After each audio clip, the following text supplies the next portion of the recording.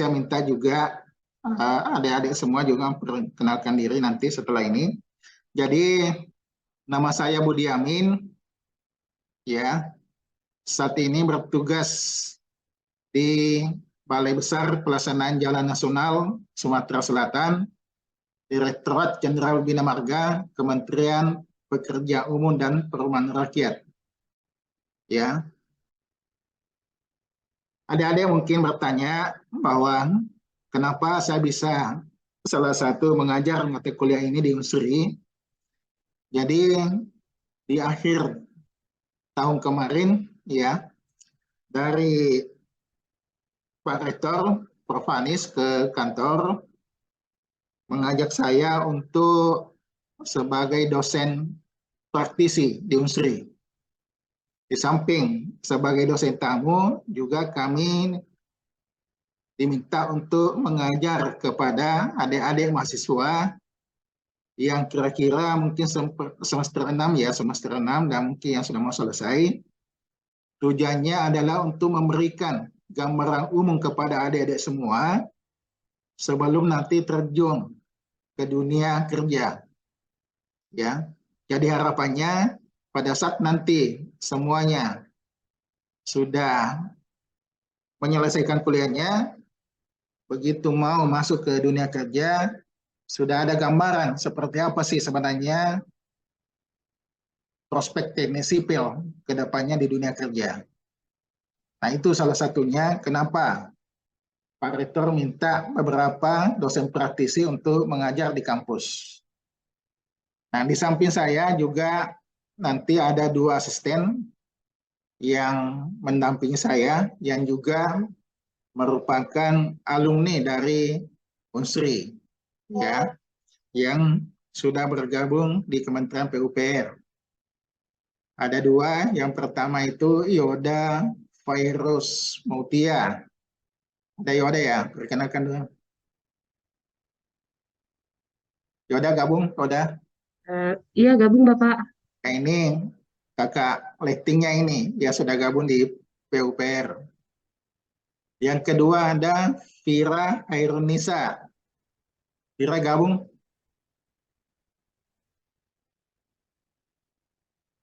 Belum ya. Nanti sebentar mungkin dia bergabung dalam perjalanan.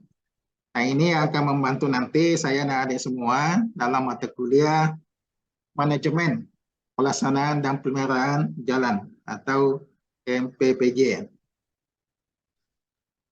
Tolong di share screen, Yoda. Baik, Bapak.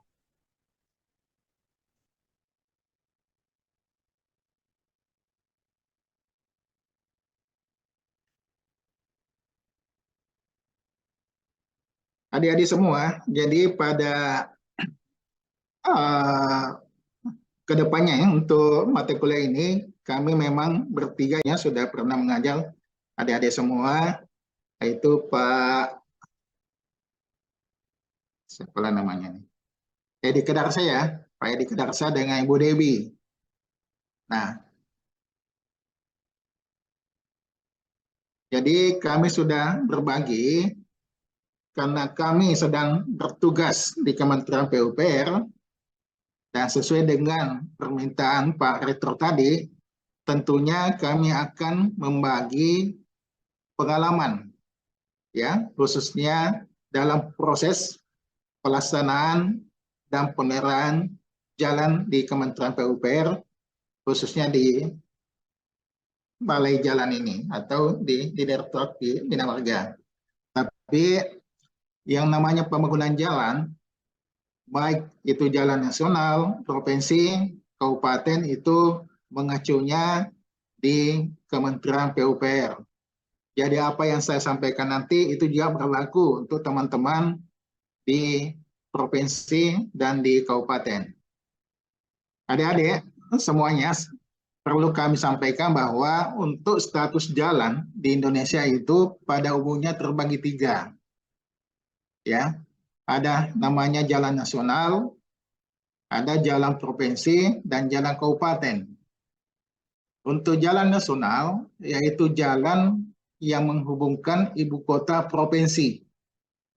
Ya, atau sering disebut dengan koridor utama atau jalan utama. Nah, itu kewenangannya ada di pusat di bawah Kementerian PUPR, di bawah Direktorat Jenderal Bina Marga, dan untuk setiap provinsi ada namanya kepala balai atau balai yang dulunya bisa disamakan dengan Kanwil ya, kantor wilayah. Jadi kantor wilayah untuk Kementerian PUPR ini di setiap provinsi itu namanya balai. Ya.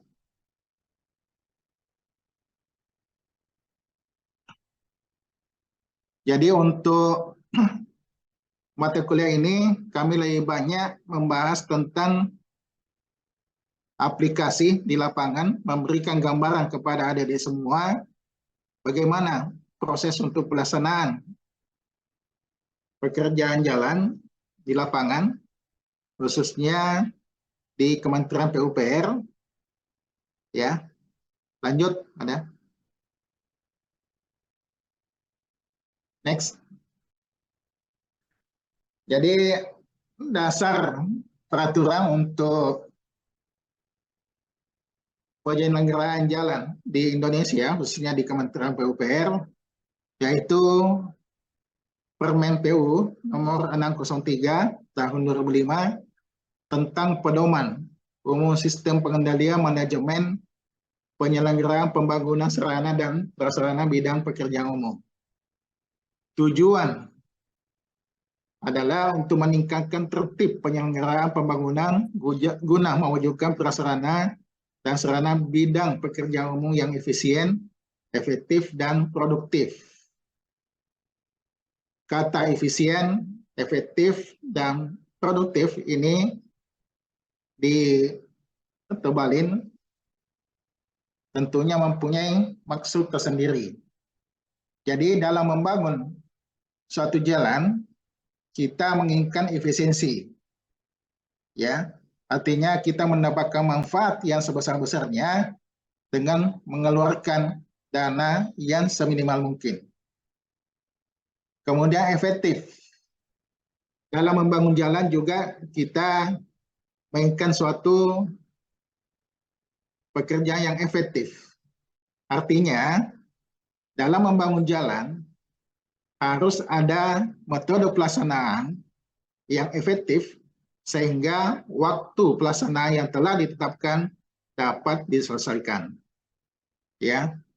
Kemudian produktif.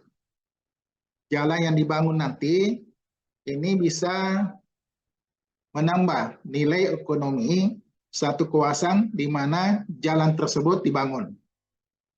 Nah, ini 3 prinsip yang harus dipegang dalam pembangunan jalan. Kemudian untuk tahapan kegiatan dikenal dengan nama Sidlakom. Ya, ini adalah core business dari Kementerian PUPR. Dimulai dari tahap survei, investigasi, desain, land acquisition, kemudian construction, operation, dan maintenance. Pada tahap survei dan investigasi desain, ini adalah tahap perencanaan awal daripada proses konstruksi jalan. Nah, pada tahap ini dilakukan kajian tentang kebermanfaatan pembangunan jalan ini pada masyarakat ke depannya. Kemudian untuk land acquisition, yaitu pengadaan lahan yang akan ditempati membangun jalan tersebut. Nah, ini hal yang penting juga karena pada saat ini rata-rata yang bermasalah dalam proses pembangunan, khususnya jalan, adalah lahan. Olehnya itu, pada tahap ini harus ada legalitas lahan sesuai dengan aspek hukum. Kemudian termasuk bagaimana social engineering-nya harus disampaikan kepada masyarakat, khususnya di sekitar lokasi pembangunan jalan. Tahap selanjutnya adalah konstruksi, mulai dari proses pelaksanaan kontrak, pengadaan pengadaan untuk pelaksanaan konstruksi, kemudian tahap pelaksanaan, kemudian bagaimana metode pelaksanaan supaya lebih efektif, serta menerapkan SMK 3. Nah, ini hal yang penting, sistem manajemen keselamatan dan kesehatan konstruksi. Tahap selanjutnya adalah operasi dan maintenance. Nah, ini dalam pelaksanaannya, setelah jalan ini dibangun, maka segera dioperasikan dan tentunya dilakukan pemeliharaan supaya jalan ini tetap fungsional sesuai dengan umur rencana yang sudah direncanakan di awal. Lanjut. Next, ada. Nah, secara garis besar untuk tahap konstruksi, yaitu survei, investigasi, dan desain, terbagi 3 kegiatan. Yang pertama adalah FS atau studi kelayakan. Ini diawali dengan pra-FS, yaitu melakukan pengumpulan data sekunder dari berbagai instansi, khususnya dari BPS, dari pemerintah kabupaten setempat, ya, sampai dengan camat dan desa, itu dilakukan data-data terhadap lokasi yang akan dibangun jalannya. Kemudian masuk pada tahap FS, yaitu di samping data sekunder, juga kita langsung mengambil data langsung di lapangan dengan melakukan survei dan analisis mendetail di wilayah studi. Untuk tahap selanjutnya adalah survei dan investigasi.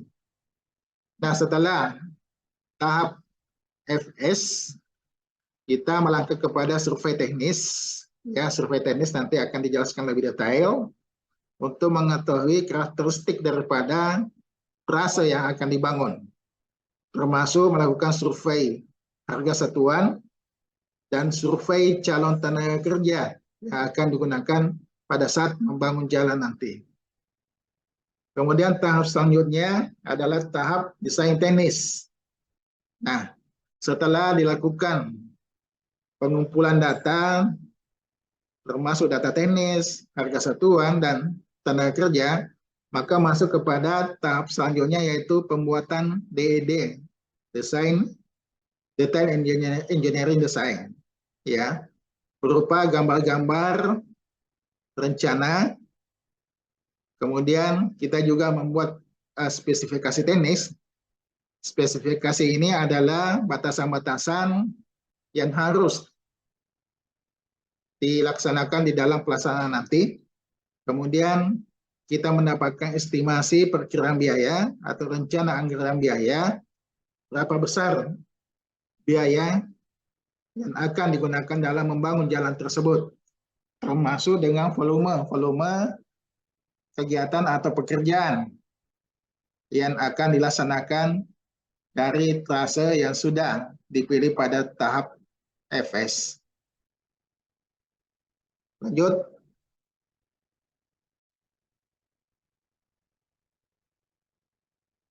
Selanjutnya secara umum atau secara normatif, bagian alir daripada FS adalah yang pertama, kita melakukan beberapa kajian tentang kebijakan dan sasaran perencanaan, kemudian kajian tentang lingkungan dan tata ruang, serta tentang pengadaan tanah. Diformulasi dalam suatu alternatif solusi, ya, mendapatkan suatu trase jalan yang diinginkan. Setelah mendapatkan suatu trase yang diinginkan, lalu kita kumpulkan data, baik data lalu lintas, data topografi, geologi dan geoteknik, hidrologi dan drainase, serta lingkungan dan keselamatan jalan tersebut. Setelah itu dilakukan analisis tentang pertumbuhan lalu lintas ke depannya, kemudian bagaimana geometri daripada jalan itu, khususnya alinyemen horizontal maupun vertikalnya, kemudian perkerasan jalannya, yang mana yang cocok, apakah menggunakan fleksibel pavement atau perkerasan aspal atau menggunakan berprasangka atau rigid pavement, termasuk struktur jembatan, itu harus dianalisis semua, serta aspek-aspek lainnya dan ekonomi. Setelah itu, baru dilakukan evaluasi kelayakan, dan terakhir adalah rekomendasi terhadap trase yang akan dibangun. Lanjut.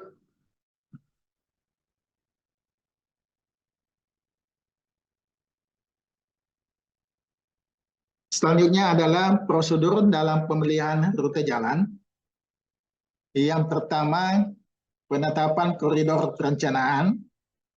Jadi kita melakukan identifikasi kebutuhan, utamanya untuk sisi ekonomisnya, kemudian sisi pembangunannya nanti, termasuk sisi politis, dan lain-lain. Jadi dalam suatu rencana trase atau koridor yang akan dibangun, maka faktor ekonomi, kemudian potensi permasalahan yang timbul pada saat pembangunan, termasuk nilai politis, kemudian potensi gangguan masyarakat di suatu koridor tersebut harus betul-betul diidentifikasi masalahnya apa.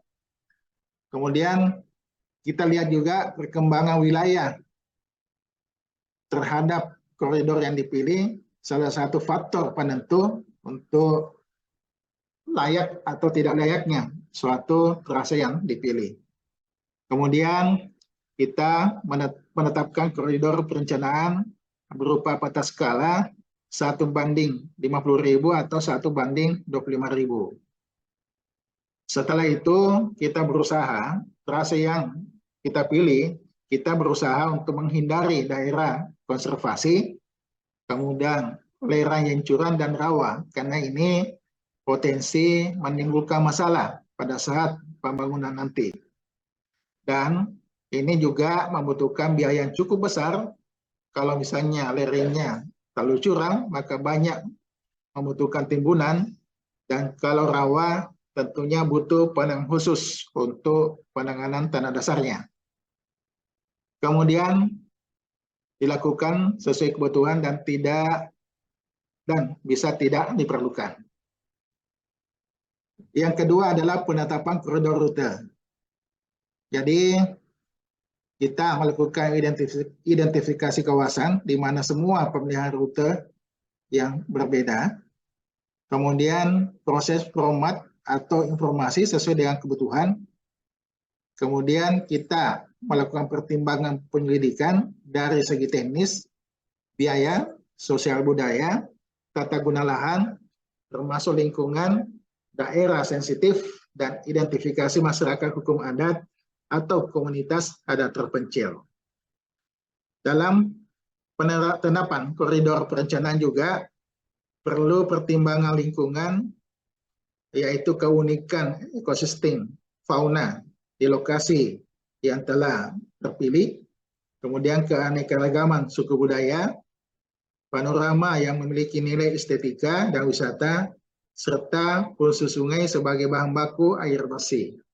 Jadi dalam membangun atau menetapkan koridor lokasi akan dibangun harus mempertimbangkan lingkungan supaya tidak terlalu banyak mengganggu lingkungan.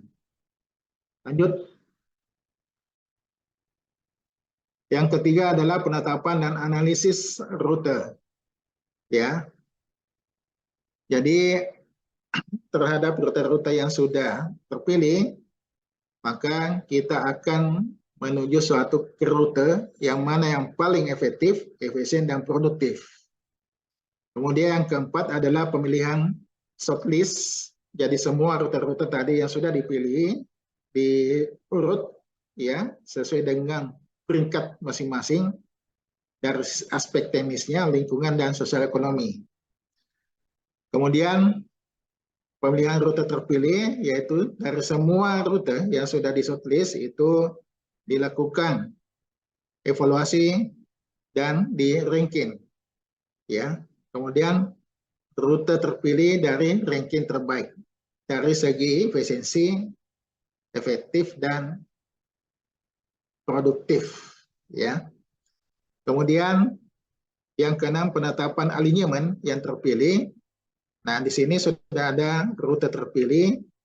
Setelah itu dilakukan kajian rinci dengan studi FS serta penetapan alinyemen khususnya untuk geometrinya vertikal maupun horizontal rute yang terpilih. Lanjut.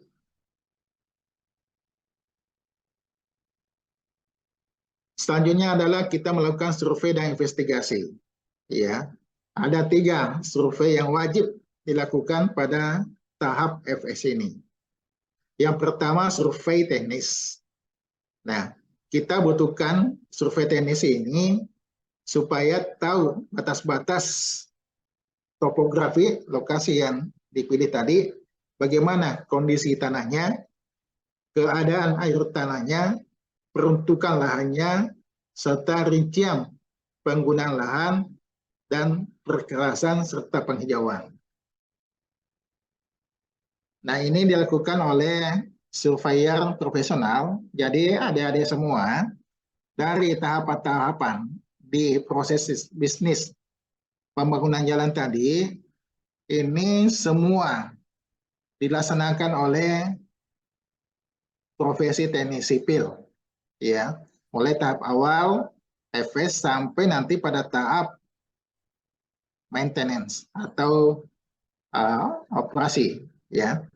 Jadi nanti adik-adik semua setelah melihat tahapan-tahapan ini sudah ada bayangannya ke depannya, adik-adik ini minatnya kemana? Apakah akan ya terjun nanti profesinya pada saat FS? Nah, ini harus menjadi surveyor profesional, ya, untuk menghasilkan suatu pertimbangan koridor yang layak. Apakah nanti mau masuk di tahap pengadaan lahan? Ini juga membutuhkan ya teknik sipil di situ. Kemudian tahap pelaksanaan, lebih-lebih tidak pelaksanaan memang intinya daripada profesi teknik sipil di situ, maupun nanti di tahap pemeliharaan. Nah, mudah-mudahan gambaran ini ya yang saya sampaikan ini secara makro untuk penyelenggaraan jalan, ada bayangan adik-adik dari sekarang kalau nanti sudah selesai itu mau terjun di mana, ya. Secara garis besarnya, apakah nanti ada adik mau berprofesi sebagai konsultan, mau berprofesi sebagai kontraktor, atau mau berprofesi sebagai owner, artinya bekerja di pemerintahan, khususnya di PUPR. Nah, kemudian untuk survei teknis ini termasuk melakukan dokumentasi lapangan, mulai dari foto nolnya, ya. Kemudian survei harga satuan berupa upah, bahan, dan alat juga ini dibutuhkan sebagai dasar referensi penetapan harga yang akan digunakan untuk menyusun rencana anggaran biaya. Kemudian survei calon tenaga kerja ini juga wajib dilakukan untuk mengetahui ketersediaan jumlah, kualifikasi, pengalaman, dan keterampilan calon tenaga kerja di daerah koridor terpilih. Kalau memang di daerah tersebut, maka harus memperhitungkan bahwa tenaga kerja itu didatangkan dari luar dan dihitung bagian daripada rencana anggaran biaya. Lanjut. Kemudian selanjutnya adalah masuk kepada desain teknis. Ya, setelah FS, kemudian data survei sudah terkumpul semua, maka masuk kepada tahap membuat desain. Ya. Jadi penetapan desain ini sesuai dengan hasil survei kondisi di lapangan. Ya. Hasil desain ini dituangkan dalam gambar-gambar perencanaan. Ya, kalau gambar jalan umumnya ada 3, yaitu profil memanjang, profil melintang, dan detail. Ya, profil memanjang ini untuk melihat daripada alinyemen vertikal, naik atau turunnya suatu jalan, atau mendaki atau penurunan daripada suatu jalan. Ini ada batas-batas toleransi, ya, derajat kemiringan dari suatu jalan.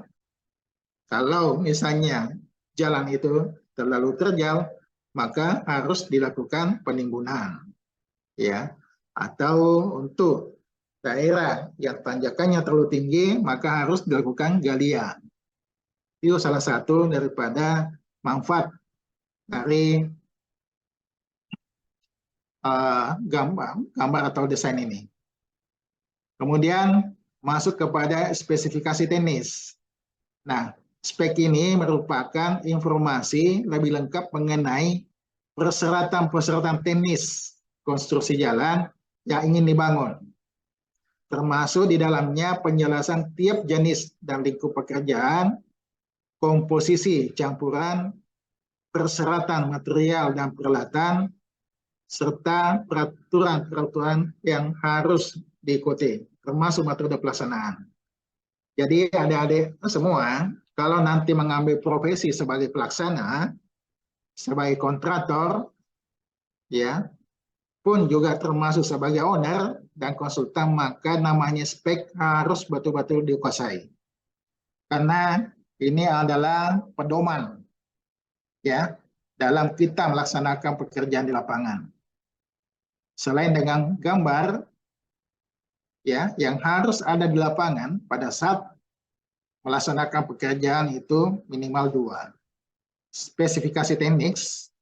Nah, karena ini akan menuntun adik-adik dalam melakukan pekerjaan di lapangan, termasuk gambar desain, seperti apa yang akan kita laksanakan di lapangan nanti. Ini wajib selalu ada di lapangan pada saat proses pembangunan.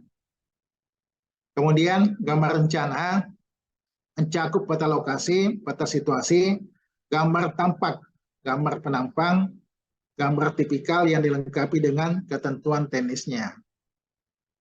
Adik-adik semua, jadi desain, gambar, dan spek teknis dibuat oleh suatu konsultan perencana yang profesional, ya, dan disetujui oleh owner, ya. Dalam ini kalau jalan nasional oleh Kementerian PUPR, kalau jalan provinsi oleh gubernur dan bawahannya, kalau jalan kabupaten, bupati dan bawahannya. Produk desain harus sesuai dengan standar teknis untuk menjamin aspek keselamatan, ya, mudah dilaksanakan dan tidak menimbulkan dampak negatif bagi lingkungan dan sosial budaya setempat. Nah, ini perlu menjadi perhatian nanti kalau memang adik-adik mengambil profesi sebagai konsultan perencana. Lanjut.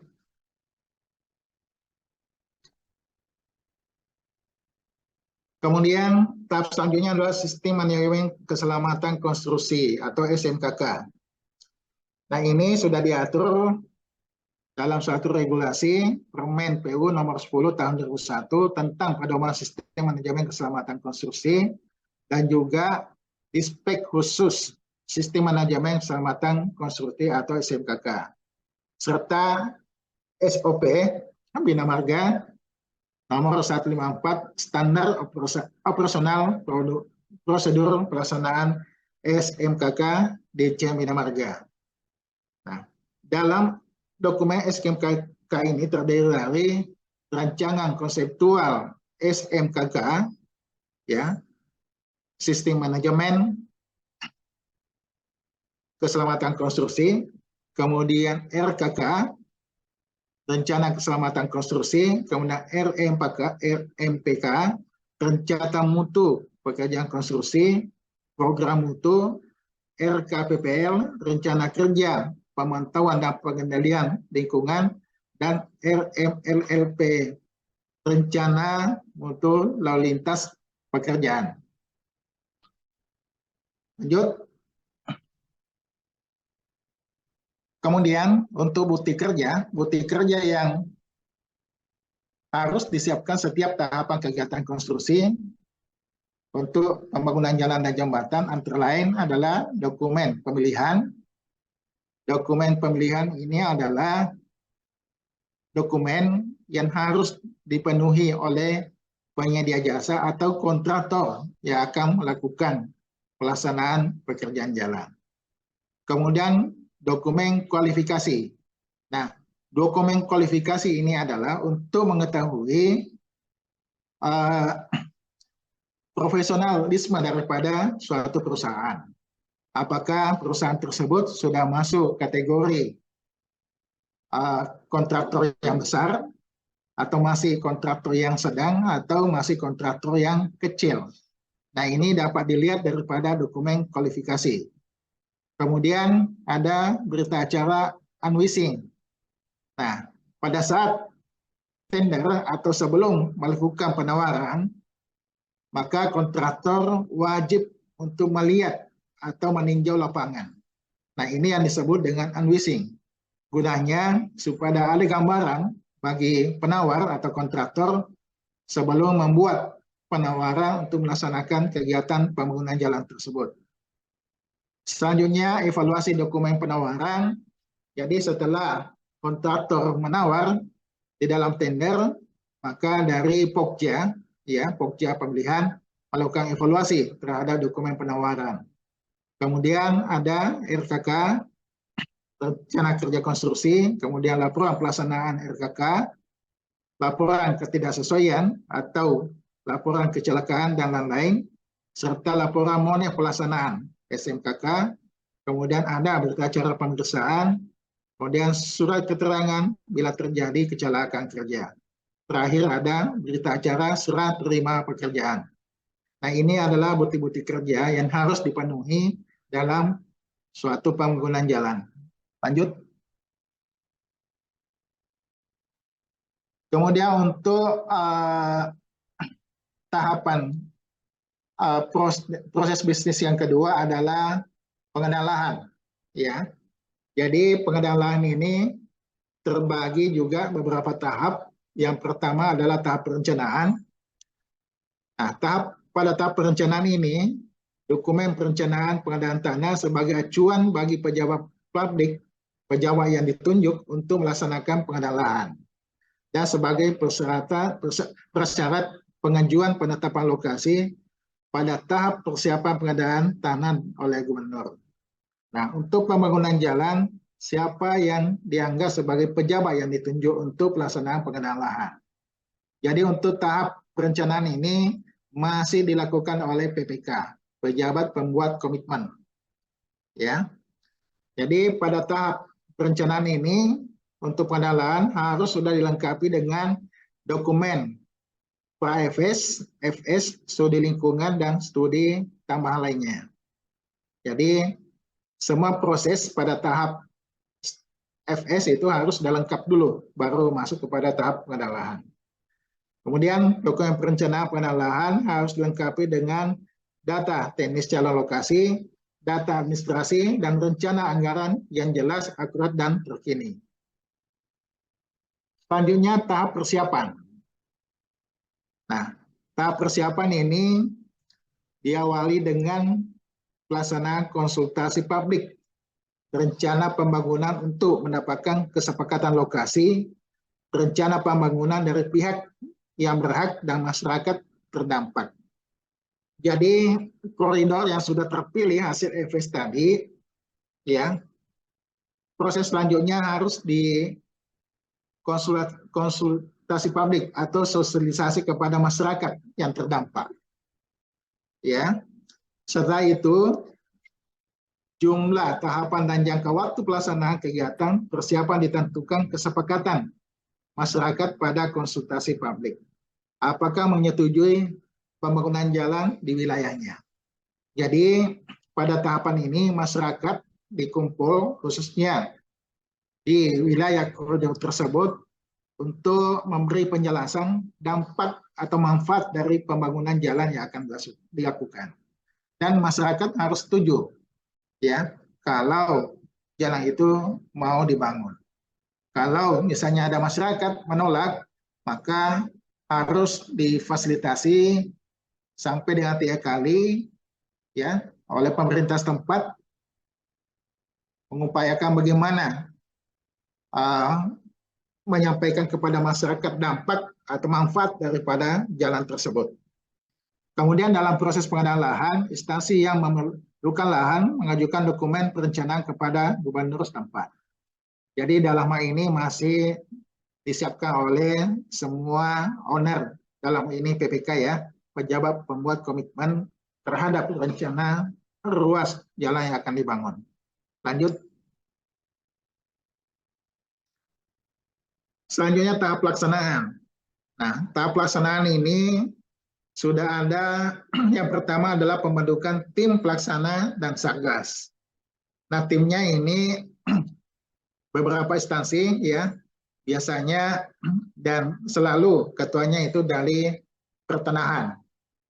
Kemudian dari pihak yang membutuhkan lahan, dalam ini PUPR sendiri, kabupaten, dan instansi-instansi lainnya, misalnya Dinas Kehutanan, Pertanian, kalau memang lokasi-lokasi tersebut ada hutan atau ada lokasi pertanian. Jadi timnya ini beberapa instansi dan ketuanya dari pertanahan. Selanjutnya yang kedua adalah inventarisasi dan identifikasi. Jadi daftar nominatif objek pengadaan tanah. Jadi data-data daripada masyarakat yang terdampak jalan ini didata, kemudian dilakukan pengumuman. Biasanya pengumuman ini di kantor desa, ya, atau kantor kelurahan, dan juga biasanya pengalaman kami itu dipasang di masjid-masjid, ya, untuk mengetahui respon daripada masyarakat, apakah menolak atau tidak. Ya. Kemudian tahap ketiga adalah melakukan penilaian ganti rugi. Nah, ini dilaksanakan juga oleh suatu konsultan yang profesional sehingga penetapan ganti rugi ini betul-betul adil bagi masyarakat. Ya. Jadi bukan PU yang melakukan, tapi ada suatu konsultan apresial ya yang menentukan nilai suatu tanah, jadi bukan cuma nilai ganti ruginya saja, termasuk dampak-dampak sosial, ekonomi di potensi daripada lahan tersebut itu dinilai oleh konsultan apresialnya. Setelah keluar masing-masing harga setiap bidang atau yang punya lahan, maka dilakukan musyawarah ya, dan berapa atau dalam bentuk apa ganti ruginya.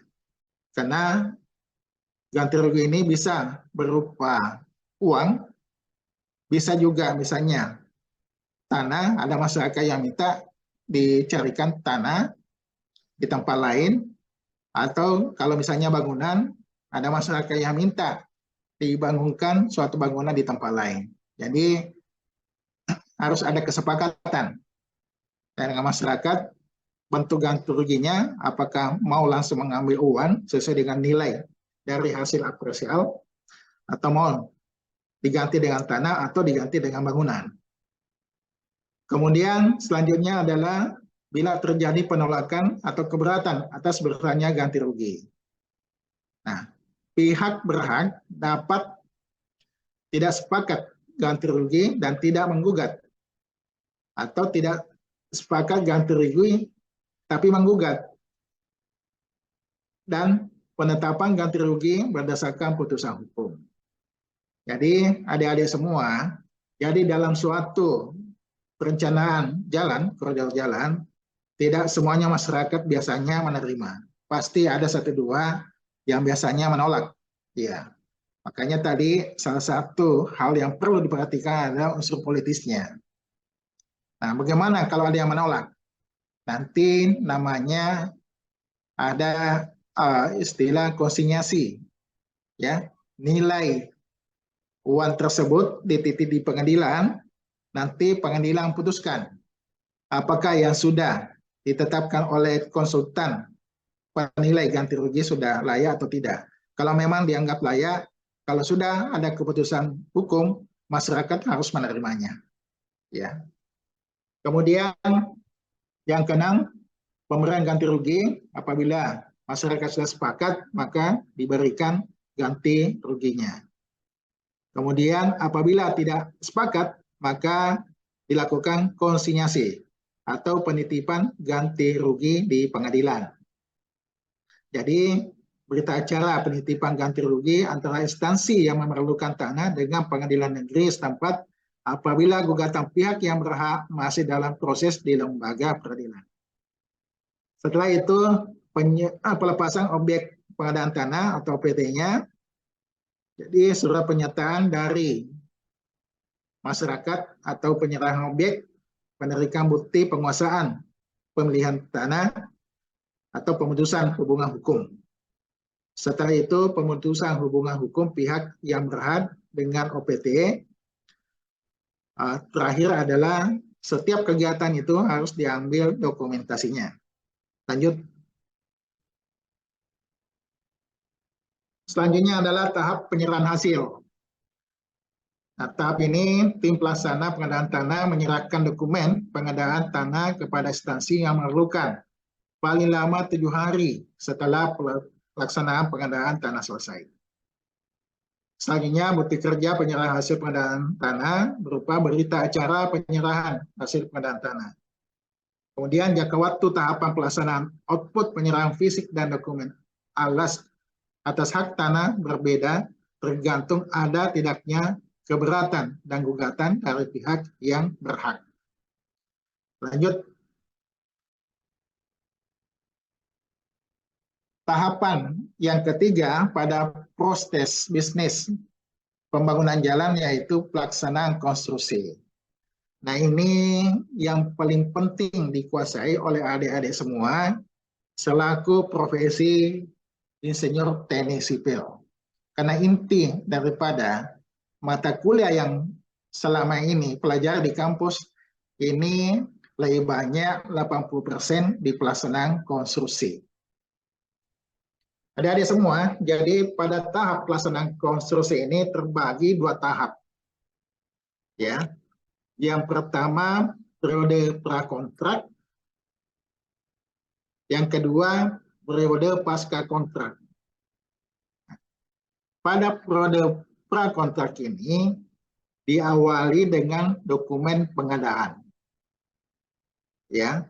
Jadi koridor yang sudah ditetapkan tadi untuk dibangun jalannya, PPK atau owner menyiapkan dokumen pengadaan untuk memilih kontraktor yang akan melaksanakan pekerjaan pembangunan jalan tersebut. Setelah itu dilakukan proses tender, diawali dengan pengumuman lelang atau pengumuman tender. Jadi pada tahap ini ya Pokja mengumumkan lelang pembangunan jalan di lokasi A misalnya. Tentunya sudah dilengkapi dengan dokumen pengadaan dan dokumen kualifikasi yang harus dipenuhi oleh kontraktor. Setelah itu berproses sudah ada penetapan siapa kontraktor yang memenangkan tender ini. Pada umumnya tender saat ini yang dilakukan adalah penawaran terendah. Siapa yang melakukan penawaran terendah tapi masih dianggap layak, maka itulah pemenang tendernya. Nah, pemenang tender yang sudah ditetapkan selanjutnya ditunjuk oleh PPK untuk tanda tangan kontrak. Ya, kontraknya bersama dengan PPK-nya, kedua belah pihak. Setelah itu masuk pada proses periode pasca kontrak. Nah, pada periode ini diawali dengan periode persiapan pelaksanaan. Persiapan pelaksanaan ini yang dilakukan adalah yang pertama, mengecek gambar dengan lokasi pekerjaan atau biasa disebut dengan MC0, Mutual Check 0, atau biasa disebut inspek kajian teknis, mencocokkan gambar desain dengan lokasi kegiatan yang akan dilaksanakan. Kalau ada perbedaan, maka pihak kontraktor mengajukan perubahan desain kepada PPK atau ke owner. Ya. Termasuk di periode ini adalah tahap mobilisasi. Mobilisasi sumber daya yang akan melaksanakan pekerjaan jalan. Baik orangnya, tenaga kerja, termasuk personil inti daripada kontraktor, termasuk alat berat yang akan digunakan, harus sudah dimobilisasi di tahap persiapan pelaksanaan. Waktu mobilisasi hanya 60 hari atau 2 bulan. Kalau kontraktor tidak melaksanakan mobilisasi dalam waktu 2 bulan, maka di dalam kontrak harus dikenakan denda mobilisasi 1/1000 daripada nilai kontrak. Termasuk di dalamnya di sini persiapan pelaksanaan adalah pengembalian kondisi jalan. Ya. Jadi jalan-jalan yang tadinya berlubang, ada landutan, maka wajib kontraktor untuk melaksanakan perbaikan sehingga jalan itu tetap fungsional. Nah, setelah itu proses serah terima lapangan, ya.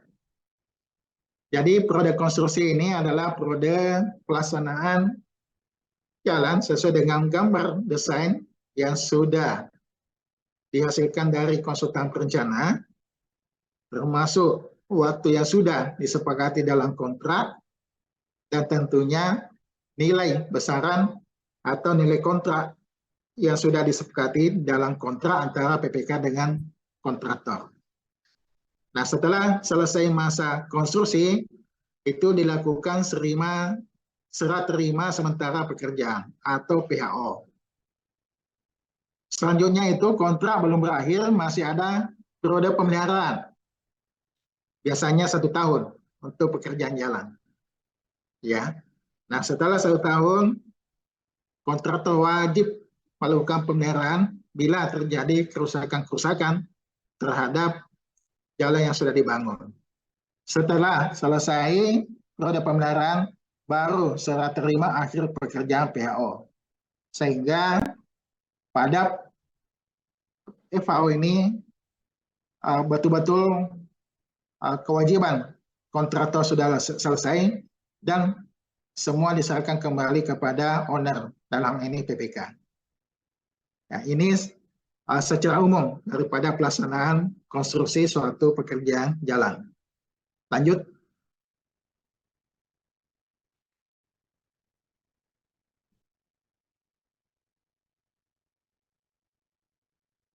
Adik-adik semua, jadi untuk tahap prakontrak secara garis besar terbagi dari 3 tahap, yaitu perencanaan pengadaan, persiapan pengadaan, dan pelaksanaan pengadaan.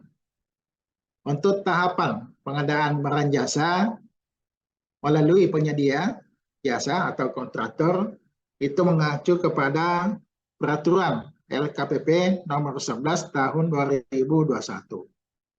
Jadi untuk proses perencanaan pengadaan ini itu oleh PA atau KPA. PA ini adalah pengguna anggaran, dalam hal ini Menteri Pekerjaan Umum, tapi PA ini memberikan mandat kepada pegawai yang ditunjuk yang namanya KPA, kuasa pengguna anggaran, yang biasa disebut Kepala Satuan Kerja. Ya.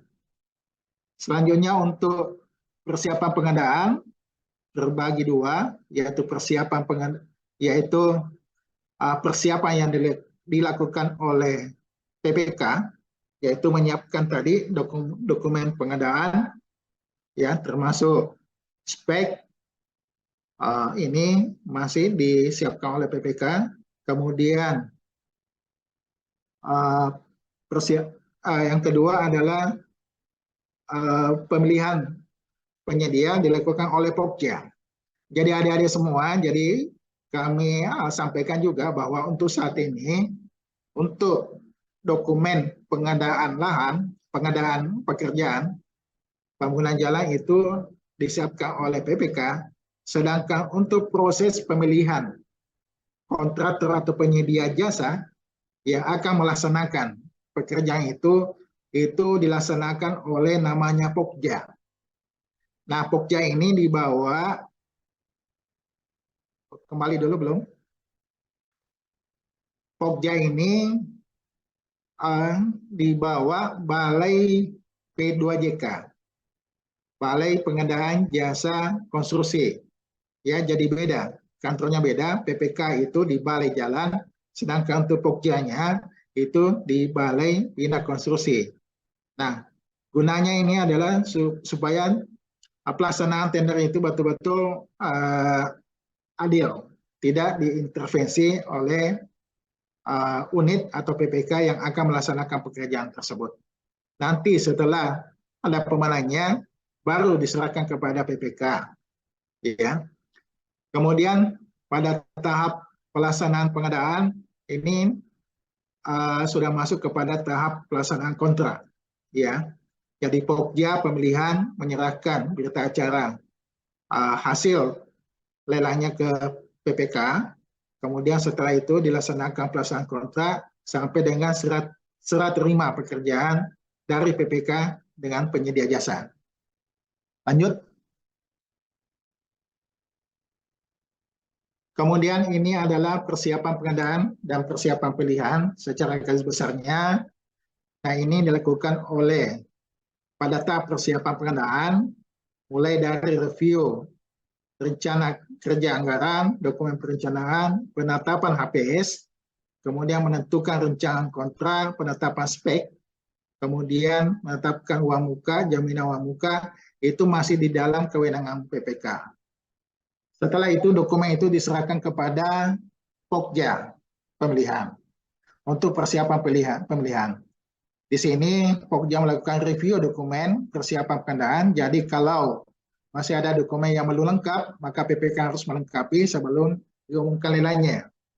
Kemudian juga Pokja menetapkan metode pemilihan, ya, menyusun jadwal pemilihan dan menyusun dokumen pemilihan. Setelah itu menjadi suatu dokumen pemilihan yang akan diumumkan lelangnya. Lanjut. Kemudian untuk tahapan selanjutnya di pelaksanaan konstruksi ini adalah persiapan pengadaan melalui penyedia. Jadi persiapan pengadaan melalui penyedia ini meliputi review dan penetapan spek, kemudian penetapan DED, penyusunan dan penetapan rancangan kontrak, penetapan uang muka dan jaminan uang muka. Persiapan ini dilakukan oleh PPK dan dapat dibantu oleh tim pendukung, ya, tim tenaga ahli dan atau pengelola pengadaan barang dan jasa. Jadi dalam penyiapan pengadaan dokumen ini, kalau pekerjaan tersebut tidak terlalu rumit, itu biasanya dilakukan oleh PPK beserta stafnya tersendiri. Tapi kalau pekerjaan itu memang termasuk kategori yang rumit, maka biasanya dalam persiapan pengadaan ini PPK meminta bantuan kepada tim pendukung baik dari balai maupun dari pusat, biasanya dari balai-balai teknis yang ada di Kementerian PUPR atau Bina Marga. Jadi tugas PPK, jadi adik-adik semua, ya, kalau tamat nanti tidak tertutup kemungkinan ada mungkin sebagian besar menjadi PPK kalau memilih profesi sebagai pegawai negeri. Ya, PPK ini bukan cuma di Kementerian PUPR, termasuk instansi-instansi lainnya, termasuk di provinsi dan kabupaten. Nah, ini adalah karir pertama ya di Kementerian PUPR atau instansi lainnya dalam profesi teknik sipil ya. Jadi nanti adik-adik semua setelah selesai ya, itu memang di awal ya saya sampaikan gambaran bagaimana jenjang karir dari adik-adik semua nanti ini seandainya masuk di instansi teknis atau Kementerian PUPR atau menjadi PNS, pegawai negeri sipil. Jadi memang pertama nanti masih namanya CPNS ya, calon pegawai negeri sipil itu 2 tahun. Jadi di situ adik-adik dilatih, kalau di Kementerian PUPR ada namanya magang. Itu ditempatkan di pusat, di rolling dari satu tempat ke tempat lain. Jadi yang bersangkutan ditempatkan dulu misalnya di Bina Marga. Di Bina Marga itu mungkin di pembangunan jalan dulu, setelah itu di pembangunan jembatan, setelah itu di preservasi jembatan dan jalan, kemudian ada namanya bintek. Nah, dalam 1 tahun itu di rolling. Nah, di situ nanti bisa diketahui minat atau potensi pegawai yang diterima ini seharusnya di mana. Apakah di bidang pelaksanaan, apakah di bina teknik, atau mungkin di bidang ketetausahaan, ya, atau di bidang pembebasan lahan. Nah, di situ nanti selama 2 tahun adik-adik dimagangkan untuk dilihat potensi pegawai yang diterima ini seharusnya di bidang mana yang cocok. Nah, setelah itu adik-adik disebar ke masing-masing profesi di balai, ya. Seperti di Balai Sumsel ini namanya Balai Besar Pelaksanaan Jalan Nasional Sumatera Selatan. Nah, ada namanya balai besar, ada namanya balai saja. Yang membedakan adalah cakupan kerjanya. Biasanya kalau kota-kota besar, ya, itu namanya balai besar. Di Indonesia ini hanya ada 7 balai besar. Yang pertama di Medan, yang kedua di Palembang, yang ketiga di Bandung, Maluku, Jakarta, keempat Semarang dengan Jogja, kelima adalah di Surabaya dengan Bali, 1 balai. Keenam adalah di Makassar, dan yang ketujuh adalah di Kalimantan Timur untuk IKN. Nah, selebihnya itu adalah balai. Ya, cuma yang membedakan adalah cakupan kerjanya. Tentunya kalau kota-kota besar tentu lebih rumit dibandingkan dengan kota-kota kecil. Lanjut.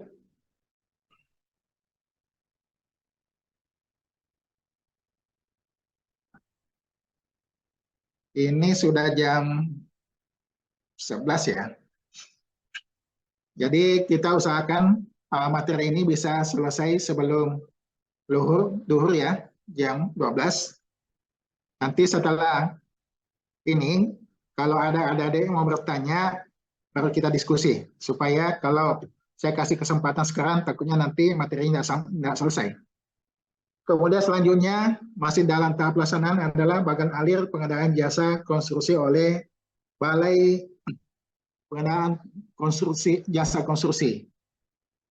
Jadi diawali dengan, kemungkinan juga adik-adik ini, kalau misalnya nanti mengambil profesi ASN atau PNS, bisa ditempatkan di Balai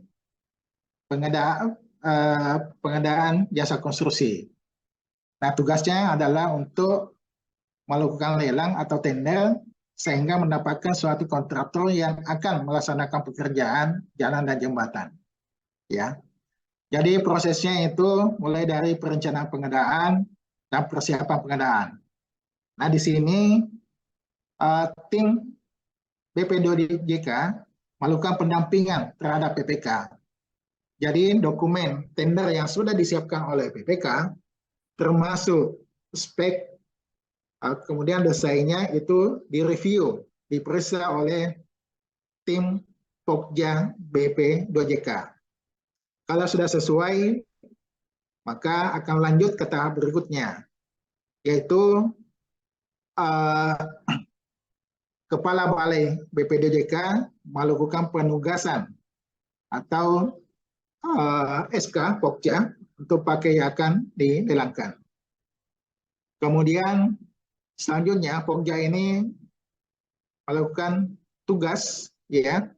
Tadi sudah dilakukan pendampingan, maka di sini dilihat lagi review dokumen. Apakah masih ada dokumen yang perlu disesuaikan?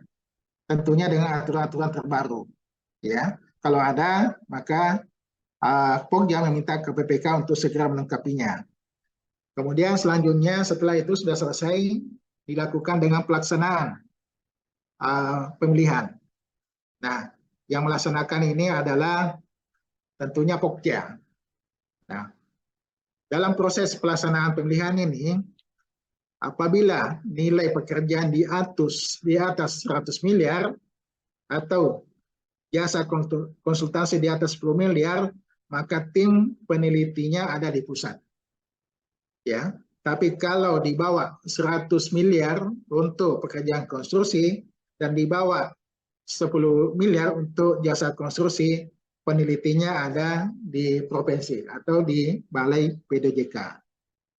Nah, setelah itu dilakukan dengan penetapan pemenang, jadi harga yang terendah, yang layak untuk melaksanakan pekerjaan jalan jembatan itu ditetapkan oleh Pokja, ya.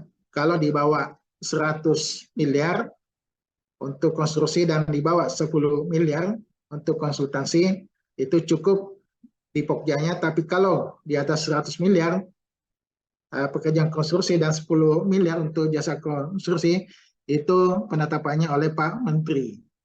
Setelah ada penetapan dilakukan dengan SPPBJ, surat penunjukan pengadaan barang jasa oleh PPK. Lanjut.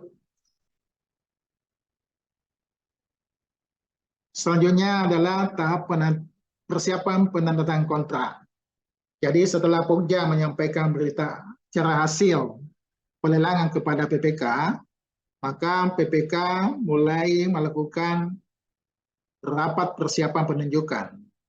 Jadi selama 5 hari, PPK mempelajari dokumen yang telah diserahkan oleh Pokja.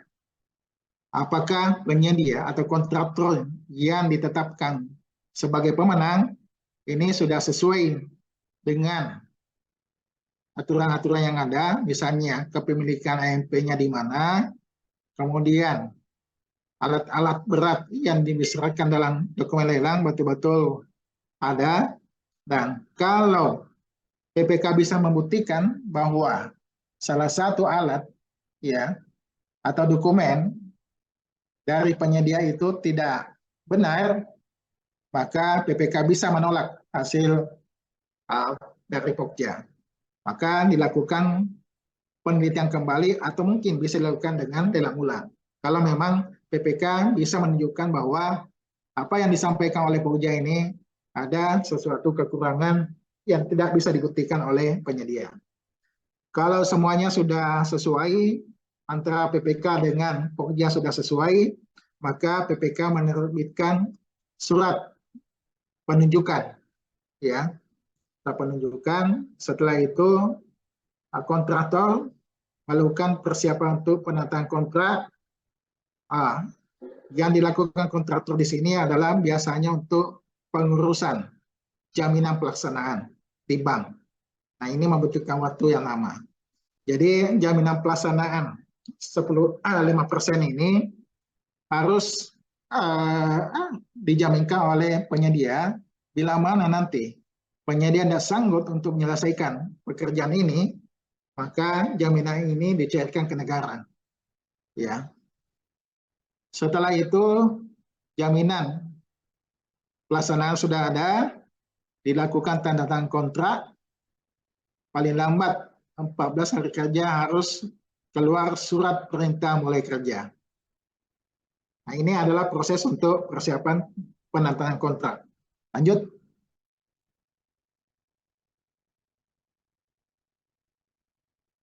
Selanjutnya, Hierarki dokumen kontrak yang pertama adalah tentunya surat perjanjian, termasuk adendumnya kalau ada.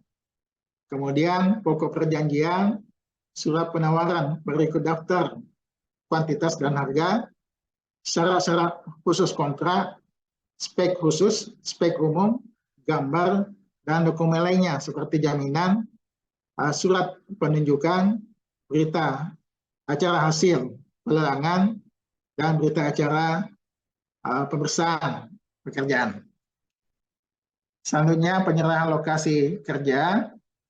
Jadi sebelum penyerahan lokasi kerja dilakukan peninjauan lapangan bersama oleh para pihak, dalam hal ini calon atau penyedia yang sudah ditunjuk dan PPK, termasuk konsultan pengawas kalau sudah kontrak juga.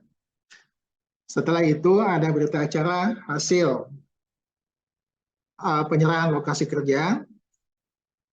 Jika dalam peninjauan lapangan bersama ditemukan hal-hal yang mengakibatkan perubahan, harus dituangkan dalam berita acara penyerahan lokasi kerja. Selanjutnya penerbitan surat perintah mulai kerja. Nah, setelah proses ini sudah dilakukan, maka PPK menerbitkan surat perintah mulai kerja kepada penyedia. Nah, disinilah berlaku mulai waktu pelaksanaan kontrak SPMK. Lanjut. Selanjutnya untuk skema masa pelaksanaan konstruksi. Jadi yang pertama penandatanganan kontrak, ya. Setelah itu maksimal 14 hari harus ada surat perintah mulai kerja. Setelah itu dilakukan pre-construction meeting. Ini kesepakatan awal, termasuk di sini kesepakatan, ya, kesepakatan schedule rencana pekerjaan yang dilakukan oleh 3 belah pihak harus ditandatangani di sini. Kemudian selanjutnya ada tahap mobilisasi. Selanjutnya masa pelaksanaan pekerjaan sampai pekerjaan selesai, baru dilakukan pemeriksaan untuk serah terima pekerjaan awal pertama. Setelah itu tahap pemeliharaan konstruksi sampai dengan penyerahan akhir. Nah, di sini yang dimaksud dengan masa kontrak antara PPK, owner, dan penyedia dalam ini kontraktor. Lanjut. Untuk rapat pelaksanaan kontrak atau pre-construction meeting, beberapa hal yang perlu disepakati dengan penyedia. Yang pertama adalah penerapan SMKK. Jadi, rencana keselamatan konstruksi harus disepakati antara 3 belah pihak, pihak owner dalam hal ini PPK, pihak penyedia jasa dalam hal ini kontraktor, dan pihak konsultan supervisi dalam hal ini konsultan pengawas. Kemudian rencana mutu pekerjaan konstruksi ini harus diurai lebih detail. Setiap item pekerjaan harus punya rencana mutu. Kemudian rencana kerja pengelolaan pemantauan lingkungan, kemudian serta rencana manajemen lalu lintas. Selanjutnya rencana kerja disepakati seperti apa yang akan dilakukan di lapangan, kemudian organisasi kerja baik dari pihak owner, konsultan maupun dengan kontraktor itu harus dibahas bersama. Masing-masing sudah ada personil yang bertanggung jawab setiap tahap-tahap kegiatan. Kemudian cara pengaturan pelaksanaan pekerjaan termasuk permohonan persetujuan mulai pekerjaan itu harus dibahas di sini. Jadwal pelaksanaan pekerjaan diikuti uraian metode serta harus memperhatikan keselamatan konstruksi dan hal-hal lain yang dianggap perlu harus dituangkan di berita acara rapat pelaksanaan kontrak. Lanjut. Setelah itu dilakukan pengukuran bersama di lapangan.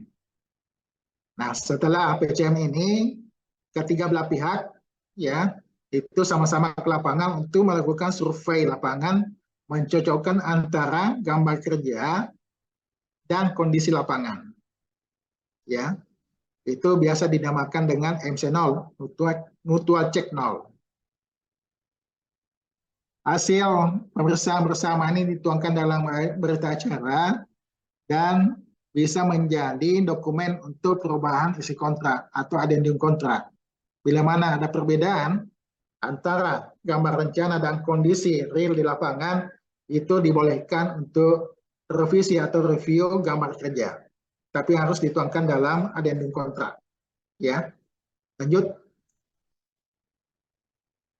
Kemudian setelah melakukan pengukuran bersama di lapangan terhadap perubahan-perubahan yang kemungkinan terjadi di lapangan, maka gambar kerja, gambar rencana itu disesuaikan menjadi gambar kerja atau shop drawing. Nah, ini yang akan menjadi pedoman yang digunakan nanti di lapangan. Ya. Gambar kerja ini harus ditandatangani oleh ketiga belah pihak, PPK, konsultan, maupun dengan penyedia. Lanjut. Setelah itu, dihitung kembali volume pekerjaan sesuai dengan kondisi lapangan. Jadi adik-adik semua bahwa memang BQI, Bill of Quantity, di dalam penawaran memang sudah ada, itu sifatnya estimasi. Nah, setelah kontrak, itu harus turun bersama untuk menghitung volume real yang akan dikerjakan di lapangan. Kalau memang tidak sesuai dengan dokumen penawaran, maka harus dilakukan adendum kontrak. Ya, lanjut. Lanjut. Selanjutnya adalah penerapan SMKK. Ya, sebagai sistem manajemen yang terintegrasi. Jadi adik-adik semua bahwa faktor keselamatan dalam pelaksanaan konstruksi adalah hal yang utama yang perlu diperhatikan adik-adik nanti bila mana sudah masuk dunia kerja. Jadi ada 4 minimal keselamatan yang harus diperhatikan di sini. Yang pertama adalah keselamatan keteknikan konstruksi, kemudian keselamatan dan kesehatan kerja, yang ketiga keselamatan publik, dan yang keempat adalah keselamatan lingkungan. Objek masing-masing keselamatan adalah untuk keteknikan konstruksi berupa bangunan atau aset konstruksi, peralatan dan material. Sedangkan untuk keselamatan dan kesehatan kerja, keselamatan daripada pemilik atau owner sendiri, kemudian tenaga kerja yang melaksanakan konstruksi termasuk pemasok, tamu, dan subpenyedia jasa. Kemudian untuk keselamatan publik adalah masyarakat di sekitar proyek dan masyarakat yang terpapar. Sedangkan untuk keselamatan lingkungan adalah lingkungan kerja, lingkungan terdampak terhadap kegiatan yang dilakukan, dan lingkungan alam serta lingkungan yang terbangun. Lanjut. Standar keamanan dan keselamatan kesehatan dan keberlanjutan ini juga perlu dicermati kepada adik-adik semua nanti pada saat sudah terjun di pekerjaan. Jadi keselamatan konstruksi ini mulai dari penerapan konstruksi berkelanjutan, kemudian sistem SMKK, dan penjaminan mutu itu harus dilakukan. Sehingga bentuk daripada keselamatan konstruksi ini apabila sudah melalui kegiatan itu harus terintegrasi antara rencana konseptual SMKK, kemudian rencana keselamatan konstruksi, kemudian rencana mutu, pekerjaan konstruksi, program mutu, kemudian rencana kerja pengelolaan dan pemantauan lingkungan, termasuk rencana manajemen lintas pekerjaan RMLP.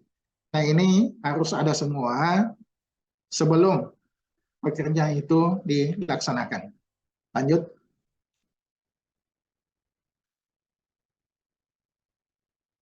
Nah, ini adalah bagian daripada SMK, mulai dari standar keamanan, standar keselamatan, standar kesehatan, standar keberlanjutan.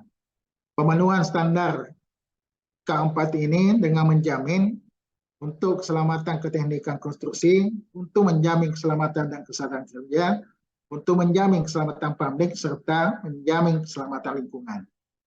Lanjut. Kemudian penerapan SMKK dalam tahap pembangunan. Untuk penyedia jasa, kontraktor bentuknya berupa dokumen pemilihan, dokumen teknis dan administrasi. Sedangkan untuk pelaksanaan pekerjaan konstruksi, itu bentuknya pelaksanaan RKK dan penyusunan dan pelaksanaan dokumen SMKK. Sedangkan pada saat serah terima bentuknya adalah dokumen hasil penerapan SMKK. Sedangkan muatannya di pemilihan penyedia jasa harus memuat manajemen risiko keselamatan konstruksi, paling sedikit memuat uraian pekerjaan, identifikasi bahaya, penetapan tingkat risiko keselamatan konstruksi pada pekerjaan konstruksi, dan biaya penerapan SMK 3 dan HPS. Sedangkan pada tahap muatan dalam tahap pelaksanaan adalah dokumen SMKK serta pengendalian dokumen SMKK. Sedangkan pada tahap serah terima pekerjaan, yaitu berupa laporan pelaksanaan RKK, pemutakhiran dokumen SMKK, pemutakhiran dokumen SMKK pekerjaan konstruksi, dan seluruh laporan disertai bukti dokumentasi atau audiovisual. Lanjut. Tahap selanjutnya adalah di dalam proses bisnis pembangunan jalan atau penyelenggaraan jalan itu tahap operasi dan pemeliharaan.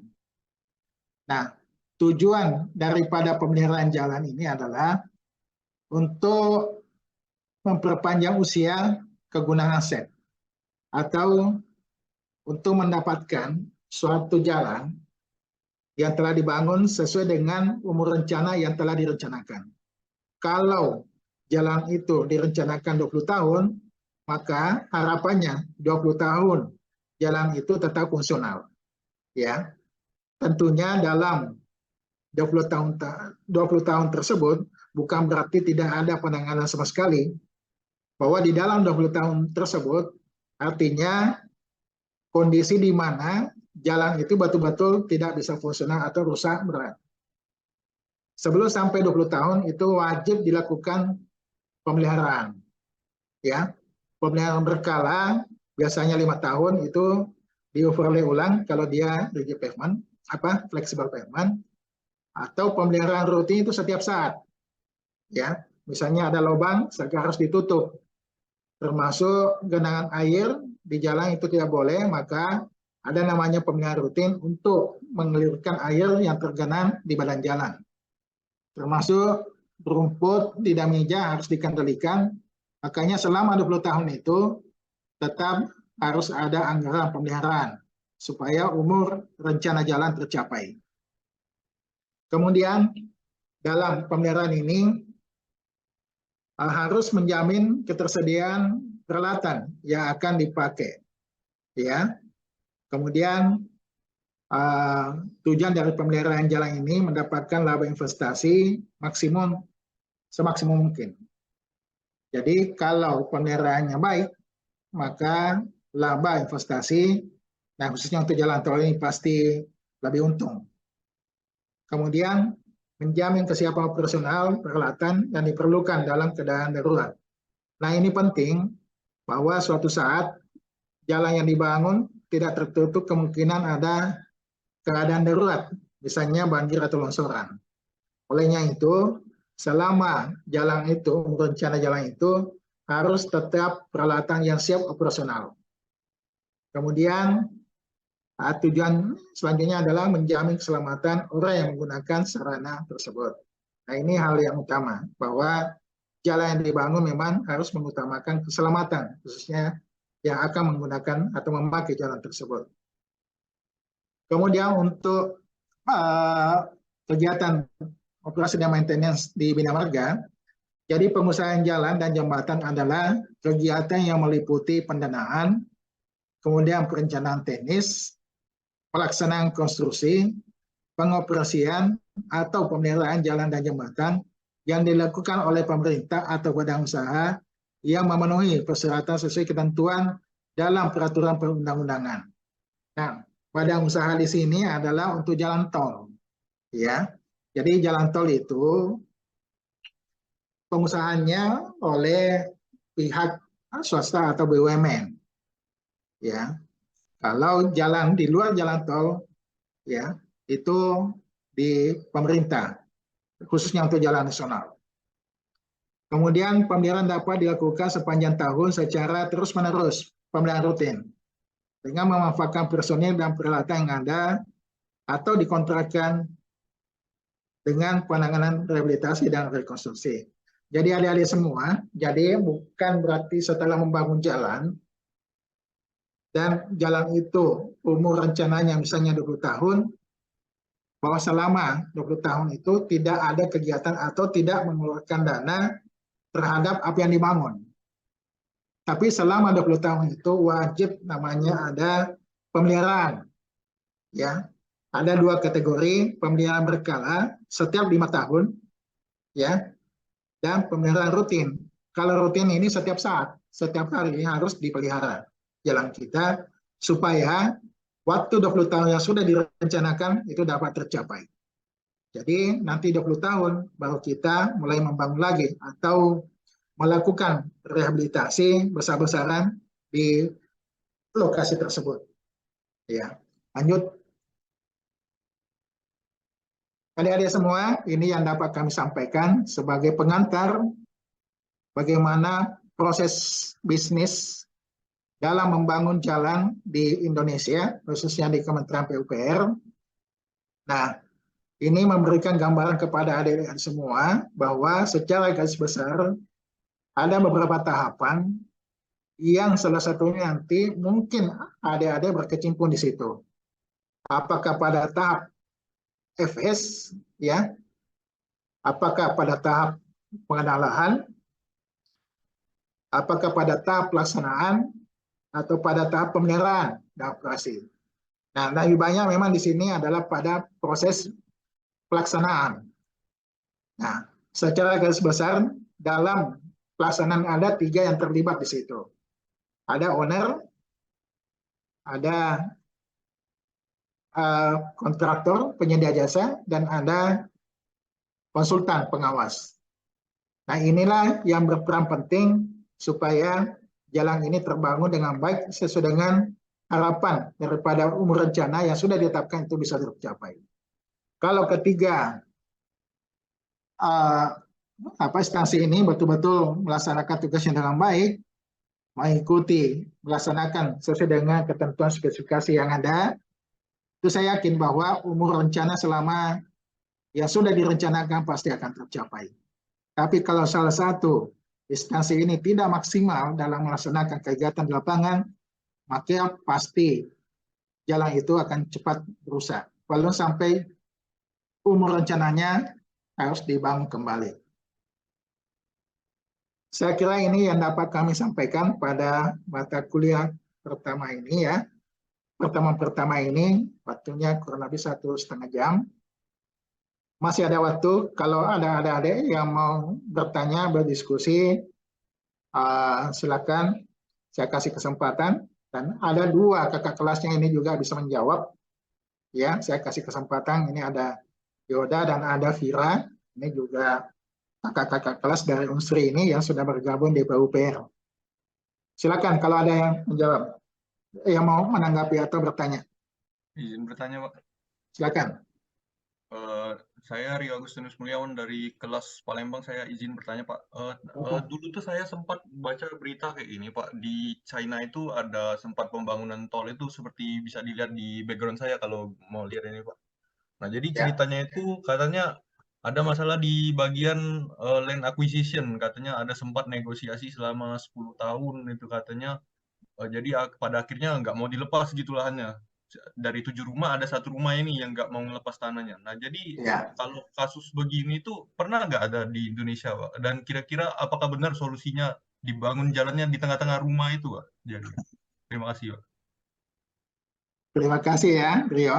Kalau pertanyaan ini banyak kejadiannya, bukan cuma di Indonesia, di Palembang saja banyak kejadiannya. Ya, saya lupa ada 1 rumah itu di jalan apa ya. Tapi yang paling ini aja, yang mungkin tahu jembatan Musi 4 ya, jembatan Iya. Musim 4 itu seharusnya itu nyambung ujungnya di Jalan Nasional di depannya eh, Universitas Muhammadiyah. Ya, karena sampai saat ini lahannya tidak bebas, maka boleh dikata bahwa jembatan dibangun tidak maksimal fungsinya. Karena masih setelah lepas jembatan itu kan jalannya sempit sekali. Seharusnya desain awalnya itu tembus sampai dengan jalan nasional, mengakses jalan nasional di depannya kampus Universitas Muhammadiyah. Karena masalah lahan sampai saat ini jembatan itu belum maksimal fungsinya. Itu salah satu contoh. Contoh yang kedua, ini pembangunan flyover Sekip Ujung. Ya, di situ ada juga masalah lahan yang cukup rumit. Ya, selama 1 tahun pelaksanaan, lahan tersebut belum bisa dibebaskan. Nanti pada proses beberapa kali rapat dengan langsung Pak Gubernur, kemudian dari pihak uh, apa uh, uh, apa pendampingan hukum, ya, kejaksaan, sehingga salah satu pencucian mobil yang di Sekip Ujung itu baru bisa dibebaskan hampir 1 tahun. Jadi itu menghambat kegiatan di lapangan, ya, menghambat kegiatan di lapangan sehingga pekerjaan tidak bisa lancar dan menyebabkan keterlambatan proses pelaksanaan. Dan yang terakhir di ujung, paling ujung. Di paling ujung itu ada namanya 4 ruko, sampai saat ini juga belum bebas. Artinya harga yang telah dinilai oleh konsultan pemberi ganti rugi lahan atau di apresial, itu yang bersangkutan belum mau menerima. Selalu minta lebih tinggi daripada harga yang sudah dinilai oleh konsultan yang independen. Yang kedua, luasan yang mereka klaim juga itu tidak masuk akal. Mereka mengklaim lahannya itu sampai dengan di bahu jalan, ya, atau sudah masuk daerah di jalan. Nah, itu kan hal yang begitu menjadi potensi masalah setiap pembangunan konstruksi. Karena sampai saat ini di pembangunan flyover Sekip Ujung itu masih ada satu lahan yang paling uji itu belum bebas sampai saat ini. Nah, akibatnya dampaknya banyak. Yang pertama, karena lahannya belum bebas, maka utilitas yang ada di bawahnya itu, yaitu PDAM, belum bisa tersambung.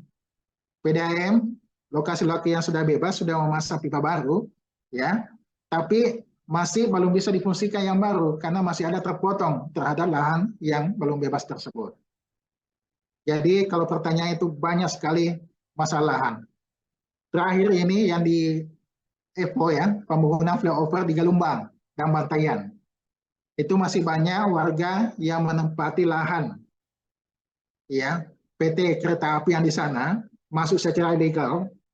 Itu sampai saat ini mereka malah mau pindah. Mereka minta ganti rugi, sedangkan lahannya itu masuk mendirikan bangunan itu ilegal karena milik kereta api.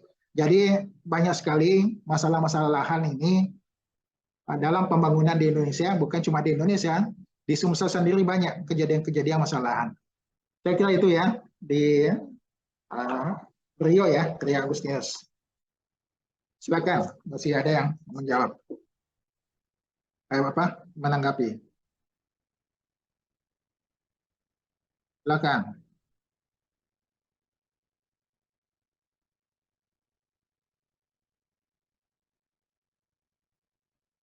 Ya.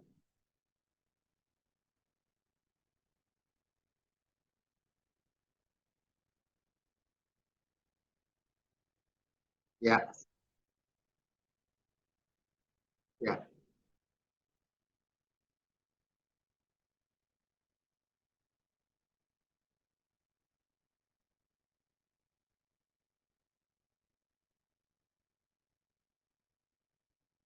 Baik. Saya langsung ya. Jadi di dalam penawaran, ya, dalam penawaran satu lelang atau tender, Jadi ada dua pemeriksaan. Yang pertama pemeriksaan administrasi. Ya, pemeriksaan administrasi di sini termasuk jangka waktu pelaksanaan. Kalau misalnya di dalam dokumen tender, dokumen daripada PPK-nya menyebutkan bahwa waktu pelaksanaan misalnya 100 hari. Ya, kalau ada kontraktor yang menawar 101 hari, otomatis itu gugur. Ya. Yang kedua, kalau misalnya di dalam dokumen penawaran sudah disebutkan misalnya jumlah alat berat ekskavator 5, tapi kalau ada penyedia menawar hanya 4, itu otomatis gugur. Itu jadi lulus gugur di administrasi. Setelah itu dilakukan untuk pemeriksaan teknis. Nah, salah satunya ini adalah penawaran terendah. Ya. Jadi kalau penawaran itu sudah melampaui OE, ya, kalau misalnya OE-nya perkiraan pelaksanaannya oleh PPK misalnya 100 juta atau 100 miliar, kalau misalnya ada kontraktor menawar 100 miliar atau 100 miliar 1 rupiah, nah itu sudah otomatis gugur. Tapi kalau di bawah OE, harga perkiraan sendiri PPK, itu baru dievaluasi. Kalau menawar di atas 80%, ya, di bawah 80 di atas 80%, maka penawar itu tidak ada klarifikasi. Tapi kalau menawar di bawah 80%, maka kontraktor yang bersangkutan dipanggil untuk diklarifikasi. Ya, apakah dengan di bawah 80% betul-betul kontraktor ini sanggup untuk melaksanakan pekerjaan jalan atau jembatan misalnya.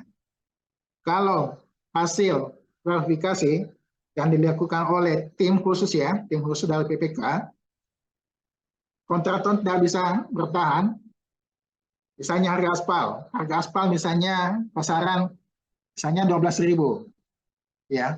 Kalau kontraktor misalnya menawar 5.000, kan tidak mungkin bisa dilaksanakan.